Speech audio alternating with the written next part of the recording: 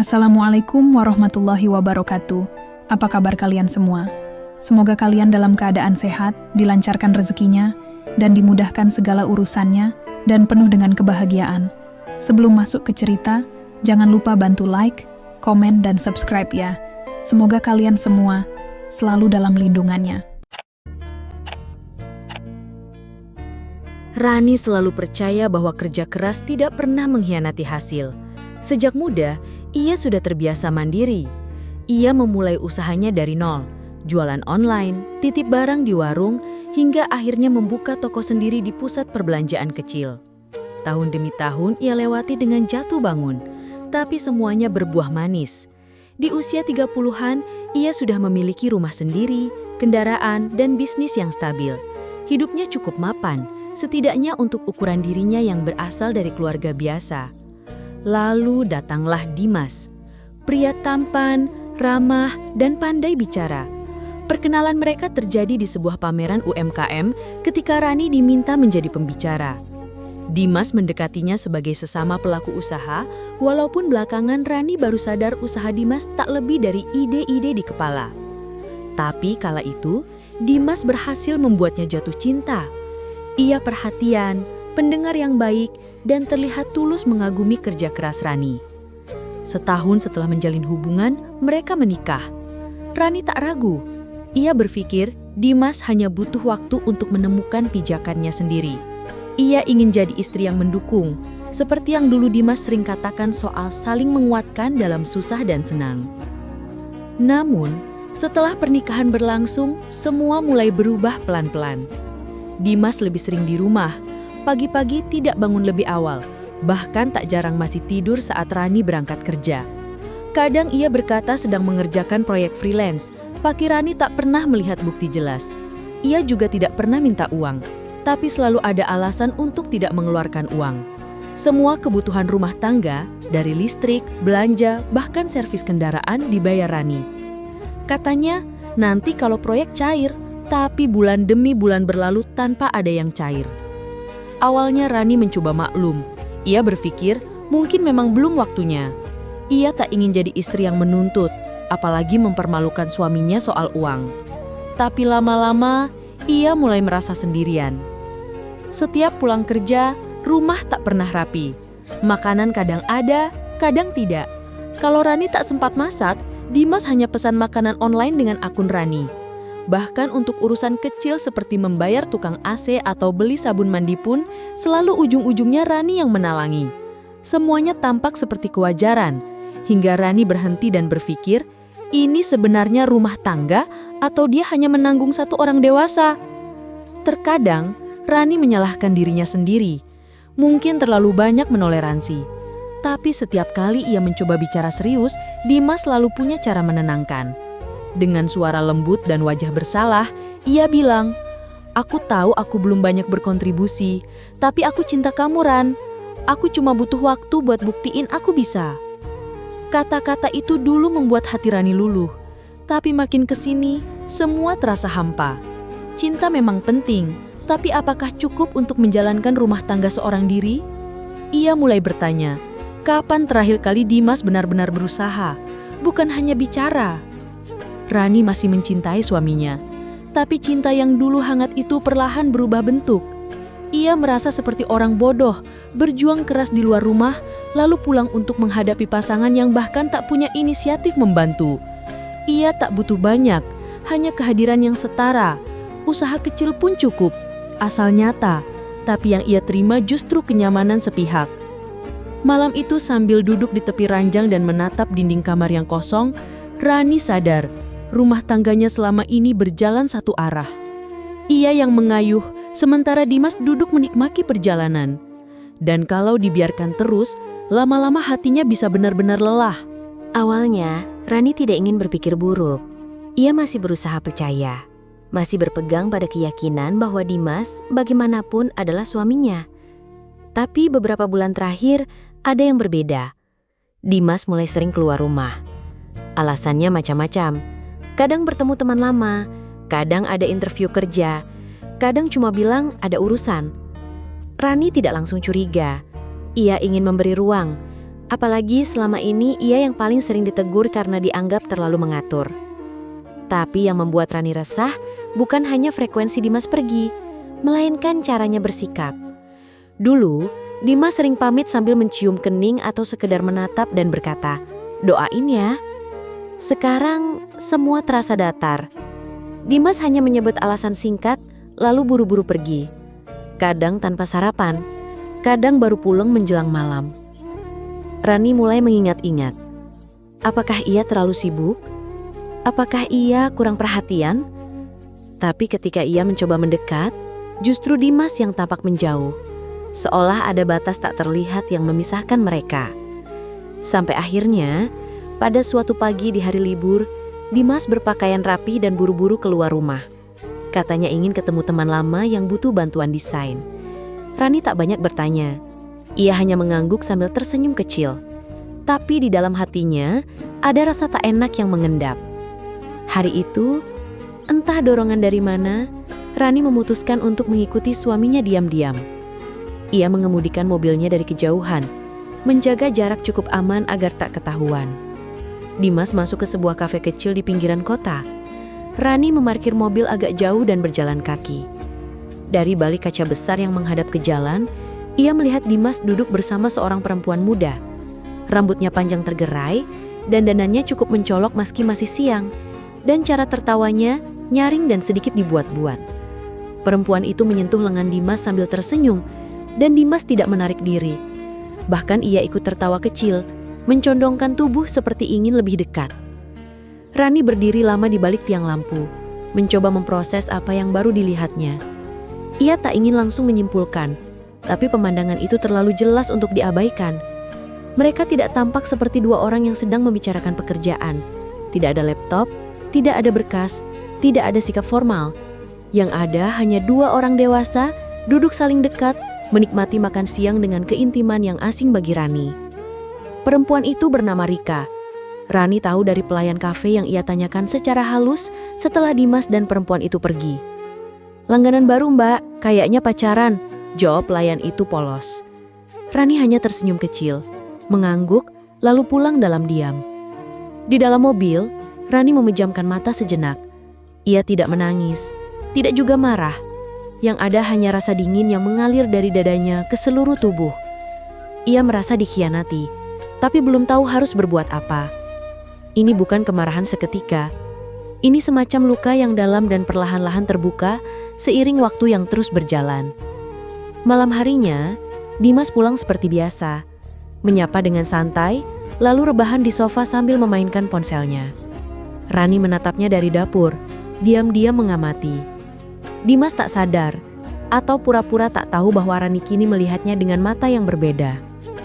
Sejak hari itu, Rani tahu, rumah tangganya tak hanya berat sebelah, tapi juga mulai goyah karena ada orang ketiga. Dan entah mengapa, luka itu terasa lebih menyakitkan saat dilakukan oleh seseorang yang dulu ia cintai sepenuh hati dan yang sekarang mulai ia ragukan, sedikit demi sedikit. Sejak hari di kafe itu, dunia Rani terasa berubah. Ia masih menahan diri untuk tidak mengonfrontasi Dimas secara langsung. Tapi, hatinya sudah berbeda. Ia mulai menyimpan luka yang tak bisa disembunyikan sepenuhnya. Dan entah disadari atau tidak, Dimas pun mulai bersikap lain. Rumah yang dulu cukup tenang, meski sederhana, kini dipenuhi ketegangan tanpa suara. Mereka saling bicara seadanya. Lebih sering tidak saling sapa. Setiap hal kecil menjadi pemicu pertengkaran. Rani meletakkan handuk tidak pada tempatnya, Dimas mengomel. Rani telat memasak makan malam karena pulang lebih lama dari toko, Dimas marah-marah. Nada bicaranya meninggi, wajahnya tegang, dan ia tidak lagi menjaga ucapannya. Bahkan untuk hal sepele seperti memilih acara televisi atau membuang sampah pun bisa memicu percekcokan. "Apa susahnya sih jadi istri yang lebih perhatian?" cetus Dimas suatu malam, tanpa alasan jelas. Rani yang sedang menyetrika hanya menatap kosong, tidak membalas. "Kalau kamu terlalu sibuk sama kerjaan, buat apa nikah? Aku ini suamimu, Ran, bukan pembantu di rumah yang cuma kamu kasih makan." Kata-kata itu membuat Rani tercekat. Ia tidak membalas saat itu juga. Bukan karena takut, tapi karena terlalu lelah. Hatinya sudah penuh dengan perasaan yang tak terungkapkan. Ia tahu, Dimas bukan hanya marah, Ia sedang melampiaskan rasa rendah dirinya, dan yang menjadi sasaran adalah dirinya. Perempuan yang justru berjuang menjaga rumah tetap berdiri. Rani memang lebih berhasil secara materi, tapi bukan itu yang ia banggakan. Ia hanya ingin rumah tangga yang berjalan seimbang, saling menghargai, dan saling mendukung. Tapi sejak awal, ia selalu menyesuaikan diri. Ia menanggung beban, menyembunyikan kecewa, dan berpura-pura semuanya baik-baik saja. Yang paling menyakitkan bukan bentakan atau tuduhan, tapi kenyataan bahwa Dimas lebih memilih pergi ketimbang duduk dan bicara. Setiap kali masalah muncul, Dimas akan keluar rumah. Alasannya macam-macam. Butuh udara segar, mau ngopi sama teman, lagi emosi. Tapi Rani tahu itu hanya pelarian. Dan kemungkinan besar pelarian itu bermuara pada perempuan bernama Rika. Kadang Dimas tidak pulang sampai larut malam. Kadang baru kembali saat subuh. Dan ketika Rani menatapnya dengan mata sembab, Dimas hanya berkata dingin, "Aku capek, jangan bikin ribet." Tak ada penjelasan, tak ada permintaan maaf. Rani masih bertahan, bukan karena tidak punya harga diri, tapi karena masih berharap. Ia berharap Dimas sadar. Ia berharap Dimas ingat siapa yang selalu ada di sisinya saat dia belum punya apa-apa. Tapi harapan itu makin hari makin menipis. Setiap kali Dimas membentaknya, setiap kali Dimas pergi tanpa kabar, setiap kali ia harus tidur sendirian di ranjang yang makin dingin, harapan itu retak sedikit demi sedikit. Malam-malam Rani semakin panjang. Ia terbangun bukan karena suara, tapi karena kekosongan di sisi ranjangnya. Rumah mereka tidak besar, tapi terasa kosong dan asing. Dimas masih tinggal di bawah atap yang sama, tapi jiwanya seperti sudah pergi. Ia ada secara fisik, tapi tidak lagi hadir sebagai pasangan. Di satu malam yang sunyi, Rani berdiri di depan jendela, menatap langit gelap. Ia menggenggam ponselnya, ingin menelpon seseorang, entah Dimas, entah sahabat lamanya. Tapi tak jadi. Yang ia butuhkan bukan kata-kata, melainkan keputusan. Suatu malam saat Rani hendak tidur, ponselnya bergetar pelan. Ada pesan masuk dari nomor tak dikenal. Awalnya, ia pikir itu pesan pelanggan atau rekan bisnis. Tapi ketika dibuka, yang muncul justru kata-kata yang membuat dadanya sesak. "Dia lebih nyaman denganku, kamu itu cuma dompet berjalan." Kasian. Rani terpaku beberapa saat. Jari-jarinya gemetar. Bukan karena takut, tapi karena amarah yang ditahan terlalu lama. Ia membaca ulang pesan itu, memastikan bahwa ia tidak salah paham. Tapi kalimat itu terlalu jelas. Tidak hanya menghina, tapi juga melecehkan perannya sebagai istri. Pesan-pesan berikutnya datang tak lama kemudian. Semuanya bernada sama, menyindir, mencibir, dan sesekali menyelipkan foto Dimas bersama perempuan itu, Rika. Perempuan yang pernah ia lihat duduk manja di kafe bersama suaminya. Dimas bilang kamu sok kuat, padahal dia muak digerakkan seperti karyawan. Cowok juga butuh dihargai, bukan dijadikan mesin pencetak uang. Kamu pikir dengan gaji besar kamu bisa pertahankan suami? Dimas cuma butuh ketulusan, bukan cicilan mobil. Rani menatap layar ponselnya lama, lalu mematikan lampu kamar. Ia tidak membalas, tidak juga menangis. Ada rasa sakit yang dalam, tapi anehnya tidak membuatnya goyah. Malam itu, ia tidak ingin tidur. Ia duduk di ruang tengah, membuka laptop, dan mulai menulis sesuatu. Bukan surat balasan, bukan curhatan, tapi daftar panjang berisi angka. Ia menulis pengeluaran bulan demi bulan. Makan sehari-hari, bensin mobil, listrik, air, uang bulanan untuk orang tua Dimas, bahkan rokok yang rutin dibeli setiap minggu. Semuanya Rani tanggung sendiri, tanpa bantuan, tanpa ucapan terima kasih. Semua diam-diam diterima Dimas, seolah memang sudah sewajarnya. Ia menghitung kembali, bahkan sampai ke hal-hal kecil seperti sabun mandi dan biaya perpanjangan pajak kendaraan. Semuanya dibayar dari kantongnya, dari kerja kerasnya. Sementara Dimas, yang sekarang entah di mana dan dengan siapa, tidak pernah sekalipun bertanya, butuh dibantu. Semakin lama Rani melihat daftar itu, semakin ia merasa asing terhadap kehidupannya sendiri. Ia seperti terbangun dari mimpi buruk yang lama ia biarkan berlarut-larut. Perempuan bernama Rika itu memang menyakitkan, tapi ia tidak sepenuhnya salah. Ya, Rani memang dompet berjalan. Setidaknya itulah yang Dimas lihat selama ini. Namun, perbedaan mereka satu. Rika hanya bisa mengolok dari pinggir. Sementara Rani dari awal sudah berdiri di medan perang, bertahan, berjuang, dan mengorbankan banyak hal demi rumah tangga yang ternyata hanya satu arah. Paginya, Rani tetap beraktivitas seperti biasa.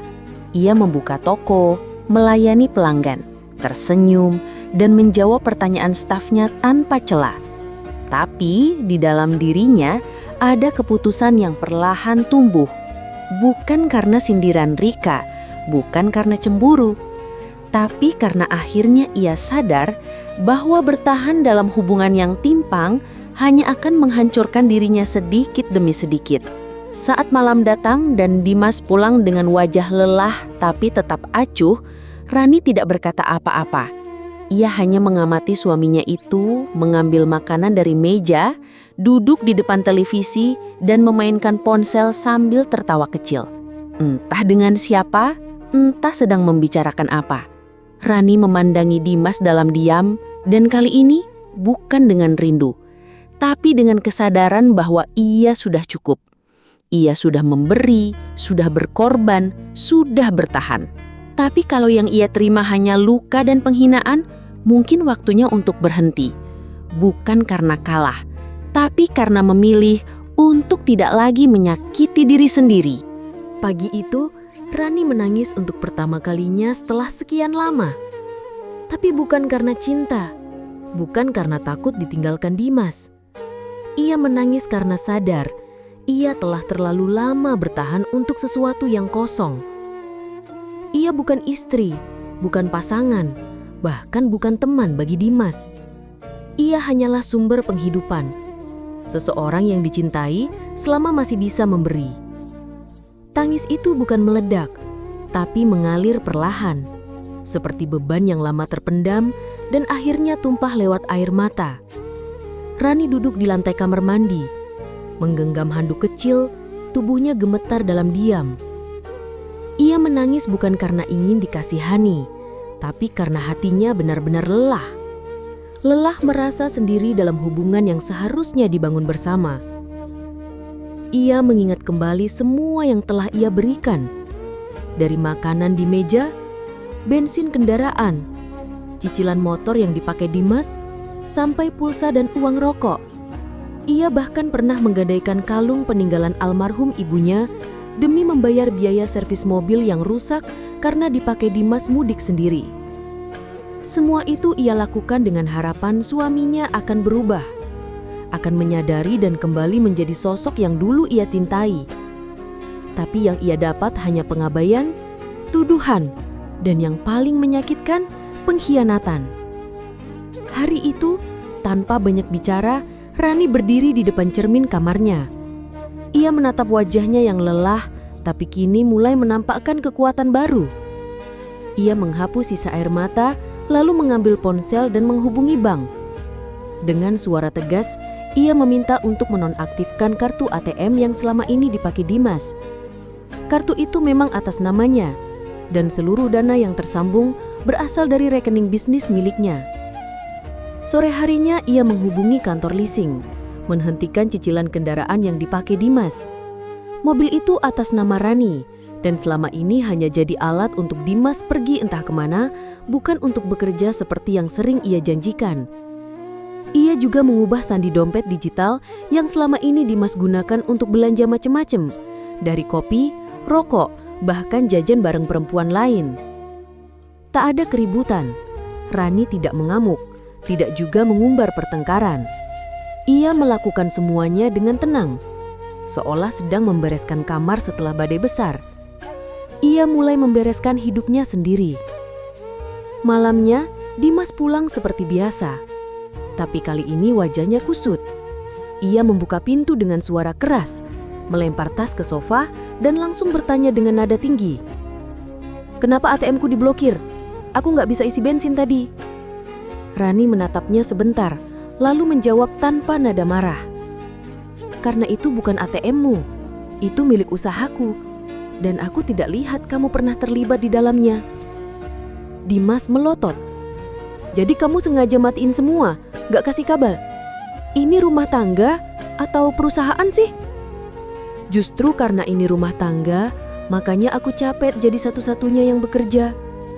Aku bukan atasanmu, tapi kamu juga bukan tanggunganku," jawab Rani. Suaranya tenang namun mantap.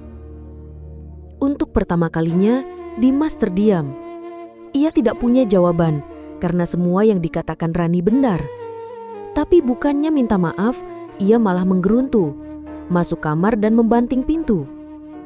Rani duduk di ruang tengah memeluk lututnya sendiri dan menghela napas panjang. Ia tahu ini bukan akhir dari segalanya. Mungkin masih akan ada pertengkaran. Mungkin Dimas akan pergi. Tapi satu hal yang pasti, Rani sudah sampai di titik lelah. Dan saat seseorang sudah benar-benar lelah, ia tak lagi peduli pada kehilangan. Ia hanya ingin tenang. Dan malam itu, Rani merasa untuk pertama kalinya dalam waktu yang lama, ia mulai mendapatkan kembali kendali atas hidupnya sendiri. Dimas semakin tidak nyaman sejak semua kemudahannya dicabut. Ia tidak bisa lagi menggunakan kendaraan sesuka hati. Kartu ATM milik Rani sudah tidak aktif, bahkan uang jajan sehari-hari pun tak ada. Semua yang dulu terasa mudah, kini serba terbatas. Ia mulai menyadari betapa banyak hal yang selama ini ia nikmati tanpa pernah berpikir dari mana datangnya. Tapi alih-alih introspeksi, Dimas malah balik menyerang. Suatu malam, ia berdiri di depan Rani yang sedang melipat pakaian di kamar. Wajahnya serius, matanya menyiratkan tekanan. Ia sudah tidak bisa bertahan dengan perubahan ini. "Aku capek, Ran. Kalau kamu terus kayak gini, aku bisa pergi. Rika mau nerima aku apa adanya. Dia nggak kayak kamu, selalu nyindir, ngatur, dan bikin aku ngerasa kecil." Rani berhenti melipat bajunya, lalu menatap Dimas lama. Ia tak terkejut dengan ancaman itu. Dalam hatinya, justru ada kelegaan yang aneh. Ancaman Dimas bukan hal baru, hanya kali ini ia menyampaikannya dengan terang-terangan. "Kalau memang dia lebih baik, pergi saja," jawab Rani pelan. "Tapi semua yang kamu nikmati selama ini tinggal di sini. Mobil, rumah, dan semua fasilitas itu bukan milik bersama, Mas. Itu hasil kerja kerasku sendiri." Dimas mengernyit, seperti tak percaya mendengar kata-kata istrinya. Ia menatap Rani, berharap akan ada sedikit rasa takut, sedikit permohonan agar ia tetap tinggal. Tapi Rani tidak goyah, wajahnya tenang, suaranya mantap. "Kamu pikir aku nggak bisa hidup tanpa kamu?" tanya Rani. "Selama ini justru aku yang terus berjuang sendirian." Dimas tak menjawab. Ia memalingkan wajah, lalu keluar dari kamar. Suasana rumah jadi makin dingin setelah malam itu. Mereka hanya saling sapa jika benar-benar perlu. Tapi di balik diamnya, Rani sedang menyusun rencana. Bukan untuk membalas, melainkan untuk mengakhiri semua ketidakjelasan ini. 2 hari kemudian, Rani mengirim pesan ke Dimas. Isinya sederhana. "Aku ingin kita bicara, tapi tidak hanya berdua." Dimas membalas dengan ketus. "Ngapain segala ngajak orang lain?" Rani hanya menjawab satu kalimat. "Karena ini menyangkut pilihan yang kamu buat sendiri." Sabtu sore, di sebuah kafe tenang di pinggiran kota, Rani sudah duduk di meja pojok dengan tatapan yang tak bisa ditebak. Tak lama, Dimas datang. Di belakangnya Rika berjalan sambil menggenggam tas kecil, senyum menyeringai seolah sedang menam lomba. "Wah, jadi ini istri kamu yang katanya dingin banget itu." Rika langsung duduk tanpa diminta, menyandarkan tubuh dengan gaya santai. "Nggak nyangka sih, kamu ternyata kuat juga, Mbak," lanjutnya sambil melirik ke arah Rani. Rani tidak tersinggung. Ia menatap Rika dengan mata tenang, lalu berkata, "Saya sengaja mengundang kalian berdua, supaya tidak ada lagi yang saling bermain di belakang. Saya ingin kamu, Mas, memilih dengan jelas. Kalau memang kamu ingin bersama dia, silahkan, tapi tinggalkan semuanya. Rika mendengus. Emang kamu pikir kami butuh harta kamu? Dimas itu punya potensi besar, cuma belum dapat kesempatan. Rani tersenyum tipis. Jika begitu, bantu dia dari awal, bangun dari bawah, biar kamu tahu rasanya. Dimas diam, wajahnya tegang, tidak setegas sebelumnya. Ia tidak menyangka Rani bisa setenang itu. Ia pikir Rani akan memohon, menangis, atau minimal cemburu. Tapi justru yang ia temui adalah perempuan yang sudah siap melepas tanpa dendam. Aku nggak main-main, Ran. Aku beneran bisa pergi, kata Dimas akhirnya. Pergi saja, jawab Rani pelan. Tapi jangan bawa apapun yang bukan milikmu. Kata-kata itu mengakhiri pertemuan sore itu. Tak ada air mata, tak ada keributan. Hanya keheningan panjang yang menunjukkan bahwa semuanya sudah berubah. Bukan karena waktu, tapi karena Rani akhirnya memilih untuk berdiri tegak. Bahkan saat orang yang dulu ia cintai, memilih pergi. Kafe itu sunyi saat Rani kembali membuka suara. Ia menatap Dimas dan Rika yang duduk di depannya. Lalu menggeser sebuah amplop kecil ke arah mereka. Di dalamnya ada fotokopi surat kendaraan, rekening bank, dan beberapa bukti kepemilikan yang selama ini digunakan Dimas atas nama Rani. Ini semua bukan milikmu, Mas, ucap Rani tenang. Selama ini aku hanya meminjamkan. Sekarang aku kembalikan semuanya padaku sendiri. Dan kamu? Rani berhenti sejenak, menatap Dimas dengan tatapan yang tidak lagi lembut, tapi juga tidak penuh amarah. Hanya tatapan perempuan yang telah selesai berharap. Silakan ambil. Aku gak rugi apa-apa. Bahkan kamu, Rika, akan segera tahu seperti apa rasanya punya suami yang gak bawa apa-apa. Rika sempat tertawa. Tawanya renyah, sengaja dibuat keras agar terdengar menang. Ia menyilangkan kaki, menyender santai ke kursi. Kamu pikir aku peduli harta? Aku cinta Dimas, bukan dompetmu. Lagian, perempuan sukses kadang lupa. Laki-laki butuh dihormati, bukan dikendalikan. Rani hanya tersenyum kecil. Ia tidak sedang berusaha menang dalam adu argumen. Ia hanya ingin menyudahi semuanya tanpa ada dusta yang tersisa. Ia menoleh ke Dimas, lalu melanjutkan dengan suara datar. Aku gak akan rebut kamu, Mas. Aku udah cukup lelah menyuapi orang yang bahkan gak tahu cara menghargai. Dimas menunduk. Kali ini ia tidak membantah, tidak juga membela diri. Suasana berubah kaku. Tatapan Rika mulai gelisah karena merasa tidak mendapatkan reaksi yang ia harapkan. Ia ingin melihat Rani marah, tersinggung, atau meratap. Tapi Rani justru tenang, seolah keputusan ini bukan karena putus asa, melainkan karena sudah waktunya selesai. Aku tahu kamu cinta aku, Rani, gumam Dimas. Tiba-tiba nyaris tak terdengar. Tapi kamu selalu buat aku ngerasa gak cukup. Suaranya terdengar lirih, seperti seorang anak kecil yang kehilangan arah. Rani menatapnya, kali ini lebih lembut. Karena kamu memang gak pernah mencoba cukup, Mas. Bukan soal uang, bukan soal status, tapi kamu bahkan gak berusaha berdiri sejajar. Kamu cuma duduk diam dan berharap segalanya datang sendiri. Dimas memejamkan mata. Rika tampak mulai tak sabar. Ia menggenggam tangan Dimas, mencoba menunjukkan sikap memiliki. Tapi Dimas tak menggenggam balik. Mulai sekarang, kalian bebas. Tapi jangan pernah berpikir aku akan menoleh ke belakang. Kamu bukan kehilangan rumah, Mas. Kamu kehilangan seseorang yang pernah mencintaimu lebih dari dirinya sendiri. Ucapan itu seperti hantaman pelan tapi dalam. Dimas terlihat terpukul. Wajahnya yang semula keras kini penuh kebingungan. Ia tak pernah membayangkan Rani akan benar-benar menyerah. Di dalam hatinya, ia selalu percaya bahwa Rani akan terus mengalah, akan terus menerima apapun keadaannya. Tapi hari ini Rani tak hanya melepaskan. Ia mengembalikan Dimas sebagai laki-laki tanpa daya, tanpa nilai, tanpa tempat lagi di sisinya. Dan itu lebih menyakitkan dari apapun. Rani bangkit dari kursinya, mengambil tasnya, lalu berdiri dengan tenang. Sebelum pergi, ia menatap Rika untuk terakhir kalinya. Semoga kamu kuat. Karena cinta itu bukan soal senang-senang, tapi soal bertahan saat semua mulai terasa berat. Dan percayalah, kamu akan tahu rasanya, cepat atau lambat.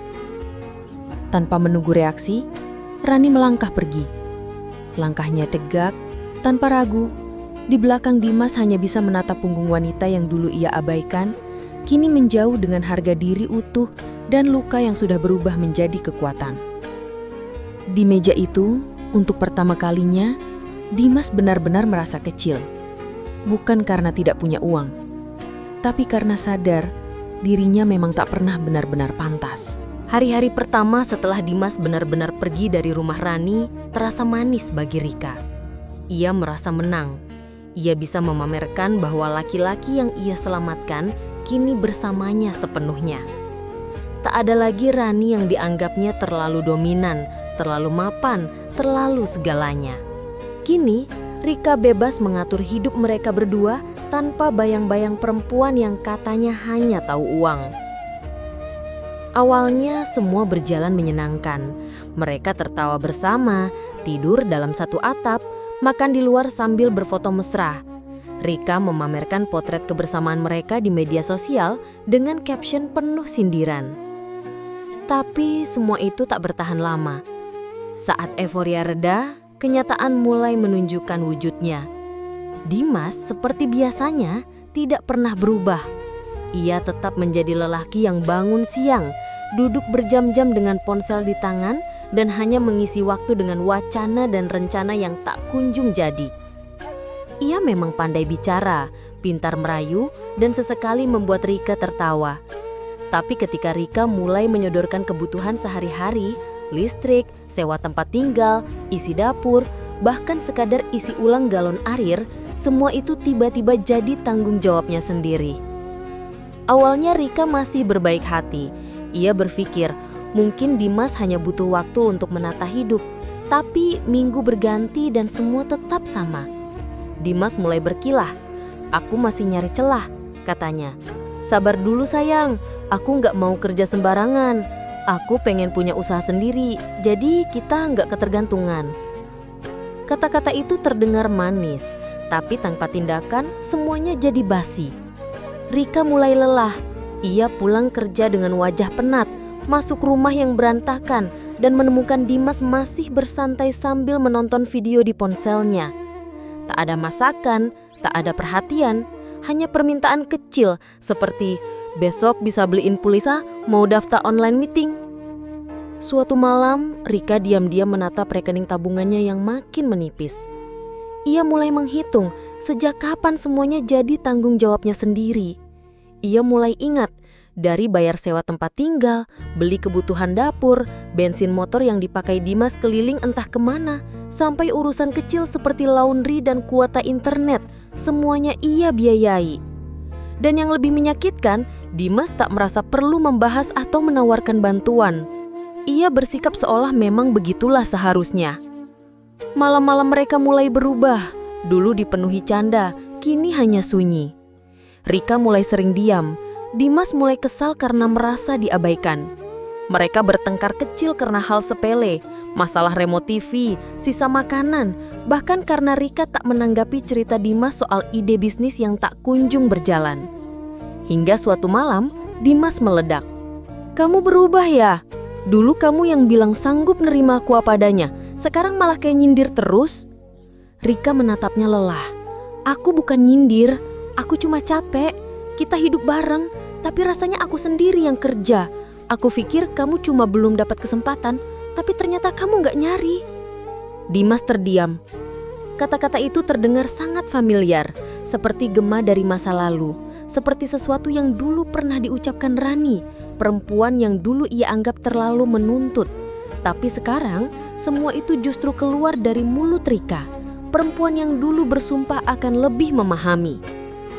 Malam itu Dimas tidak bisa tidur. Ia menatap langit-langit, mengenang setiap momen bersama Rani. Ia mulai sadar bahwa dulu ia tidak ditinggalkan karena Rani tidak cinta, tapi karena dirinya sendiri tak pernah benar-benar hadir. Ia sekarang berada di posisi yang dulu ia abaikan. Ia yang kini jadi beban, ia yang membuat pasangannya lelah. Dan kali ini tidak ada lagi Rani yang akan menyelamatkan. Tidak ada yang akan memijakan tangannya ketika ia jatuh. Ia sendiri. Dan untuk pertama kalinya, ia merasakan pahitnya menjadi orang yang tidak dipilih karena terlalu lama tak mau berubah. Pagi itu, Rika meninggalkan rumah kontrakan dengan satu koper besar dan wajah yang dingin. Tak ada pelukan, tak ada pamit, hanya sebuah catatan kecil yang ditinggalkan di atas meja makan. Isinya singkat, tanpa basa-basi. Aku capek. Aku kira aku bisa bertahan, tapi ternyata tidak. Semoga kamu bisa urus hidupmu sendiri mulai sekarang. Dimas membaca catatan itu berkali-kali. Awalnya ia tertawa kecil, mengira Rika hanya sedang marah sementara. Tapi seiring jam berlalu dan Rika tak kunjung kembali atau menghubungi, ia mulai gelisah. Ia mencoba menelpon, tapi tidak diangkat. Pesan hanya centang satu. Rasa sepi mulai menggerogoti, lebih keras daripada biasanya. Malam harinya, Dimas duduk di teras rumah kontrakan yang kini terasa terlalu sunyi. Rokok terakhirnya sudah habis, dompet kosong, dan dapur nyaris tak berisi apa-apa. Ia mulai sadar bahwa kepergian Rika bukan gertakan. Dan yang lebih menyakitkan, ia tahu alasan Rika pergi bukan karena cinta yang pudar, tapi karena dirinya sendiri yang tak pernah jadi cukup. Hari-hari berikutnya jadi mimpi buruk bagi Dimas. Ia mencoba melamar kerja, tapi latar belakangnya kosong. Tak ada pengalaman, tak ada keterampilan jelas. Teman-teman yang dulu sering nongkrong bersamanya satu persatu menolak memberi tumpangan atau bantuan. Dimas mulai merasa seperti bayangan yang tak punya arah. Saat malam semakin sepi dan rasa malu tak lagi menahan dirinya, Dimas mengambil ponsel dan membuka kontak lama. Rani. Ia menatap nama itu lama. Jari-jarinya gemetar. Setelah beberapa menit ragu, ia menekan tombol panggil. Tapi suara yang terdengar hanya, "Nomor yang Anda tuju tidak dapat dihubungi." Ia mencoba lagi. Sama, berkali-kali. Lalu ia buka WhatsApp dan di sana hanya ada satu centang. Rani sudah memblokirnya. Panik mulai datang. Dimas mencoba menghubungi teman-teman lama Rani. Ada yang tidak menjawab, ada yang mengatakan tak tahu, dan satu orang membalas dingin. "Udahlah Mas, Rani sudah jauh lebih bahagia sekarang. Jangan ganggu dia lagi." Keringat dingin mulai muncul di pelipisnya. Dimas tak menyangka semudah itu Rani menutup akses darinya. Tak ada ruang untuk bicara, tak ada celah untuk masuk kembali. Ia pikir Rani akan selalu jadi tempat pulang. Ia pikir sekeras apapun mereka bertengkar, Rani tetap mencintainya. Tapi yang ia temukan kini adalah tembok tinggi yang tak bisa ia panjat. Karma, rupanya datang lebih cepat dari yang ia bayangkan. Ia teringat kembali saat-saat bersama Rani. Bukan hanya saat senangnya, tapi saat ia tak punya apa-apa dan Rani tetap memilih bersamanya. Saat ia tidak bekerja, tapi tetap disediakan makan. Saat ia tak memberi, tapi tetap diberi. Saat ia pergi dengan perempuan lain, tapi Rani masih menahan diri untuk tidak mengusirnya. Dan kini, saat semua itu tak ada, barulah ia mengerti arti dari kehilangan yang sesungguhnya. Ia tertunduk di kamar sempit, menatap dinding kosong, dan untuk pertama kalinya benar-benar merasa sendiri. Tidak ada cinta, tidak ada tempat pulang, tidak ada lagi yang bisa ia andalkan, hanya dirinya sendiri dan rasa sesal yang datang terlambat. Dimas ingin memperbaiki semuanya, tapi pintu sudah tertutup. Tak ada yang bisa ia lakukan selain menelan pahitnya kenyataan bahwa hidup bukan soal siapa yang paling dicintai, tapi siapa yang benar-benar tahu cara menjaga cinta itu. Dan Dimas telah gagal. Sekali, dua kali. Kini ia tinggal menunggu hari-hari berikutnya dalam sunyi, sendiri, terasing, dan tak lagi diinginkan. Matahari pagi menembus jendela kamar Rani dengan hangat, menyinari ruang yang kini terasa lebih lapang, lebih tenang. Ia bangun tanpa terburu-buru, tanpa suara bentakan, tanpa keluhan dari seseorang yang meminta ini itu begitu bangun tidur. Di dapur aroma kopi buatan sendiri mengisi udara. Dan untuk pertama kalinya dalam waktu yang lama, Rani merasa benar-benar hidup. Tidak setengah hidup, tidak pura-pura bahagia, tapi utuh dalam kesendirian yang menenangkan. Sudah beberapa bulan sejak Dimas pergi dari hidupnya. Tidak ada lagi sisa-sisa keberadaan pria itu di rumah. Semua barang yang dulu milik Dimas sudah dibuang atau disumbangkan. Bahkan jejak digitalnya pun telah hilang. Kontak diblokir, akun media sosial tak lagi terlihat. Rani tidak ingin tahu kabar Dimas. Bukan karena benci, tapi karena dia sudah selesai. Selesai berharap, selesai mengalah, selesai merasa bersalah atas apa yang sebenarnya bukan salahnya. Kini fokus Rani adalah dirinya sendiri. Bisnisnya berkembang lebih cepat dari yang ia bayangkan. Ia membuka cabang baru di kota sebelah, memperluas jaringan, dan merekrut karyawan baru. Ia kembali mengisi seminar, berbagi pengalaman dengan perempuan lain yang ingin mandiri secara finansial. Banyak yang terinspirasi dari kisah hidupnya. Bukan hanya kisah sukses, tapi juga keberaniannya melepaskan seseorang yang hanya menjadi beban. Di sela-sela kesibukannya, Rani menyempatkan diri untuk melakukan hal-hal yang dulu tak sempat ia nikmati. Ia pergi ke tempat pijat langganan, menonton film sendiri di bioskop, bahkan sesekali ikut kelas yoga dan memasak. Tidak ada yang mengekang, tidak ada yang mengatur, dan yang paling penting, tidak ada lagi yang menguras tenaga secara emosional. Aku nggak kehilangan siapa-siapa, batin Rani suatu malam sambil menyeruput teh hangat. Aku cuma membuang beban yang menyamar sebagai pasangan. Pernyataan itu muncul bukan dari amarah, tapi dari kesadaran penuh. Ia dulu mencintai Dimas dengan tulus, tapi ternyata cinta saja tidak cukup. Hubungan butuh saling isi, bukan saling kuras. Dulu, Rani selalu merasa dirinya harus kuat agar rumah tangga tetap berdiri. Tapi kini ia sadar, rumah tangga bukan tentang siapa yang paling banyak memberi, melainkan siapa yang mau berjalan berdampingan. Ada yang bertanya padanya, apakah dia tidak takut sendiri? Rani hanya tersenyum. Sendiri itu nggak selalu sepi. Kadang, justru di sanalah kita bisa mendengar suara diri sendiri yang selama ini tertutup kebisingan orang lain. Beberapa kali, ia bertemu laki-laki baru dalam acara kerja. Ada yang mencoba mendekat, ada yang hanya basa-basi. Tapi Rani tidak terburu-buru. Cinta bukan lagi hal yang ia kejar. Jika datang, biarlah datang secara wajar, tanpa paksaan, dan tanpa harus kehilangan dirinya sendiri lagi. Ia tidak mau mengulangi kesalahan yang sama. Kini, setiap langkah yang Rani ambil terasa ringan. Ia tidak lagi memikul beban yang tak adil. Ia tidak lagi mengorbankan kebahagiaannya demi mempertahankan hubungan yang kosong. Ia sudah melangkah maju, bukan sebagai perempuan yang ditinggalkan, tapi sebagai perempuan yang memilih untuk pergi demi menyelamatkan dirinya sendiri. Malam itu, di bawah langit berbintang, Rani tersenyum. Tidak ada pesta besar, tidak ada perayaan, hanya rasa syukur yang memenuhi dadanya.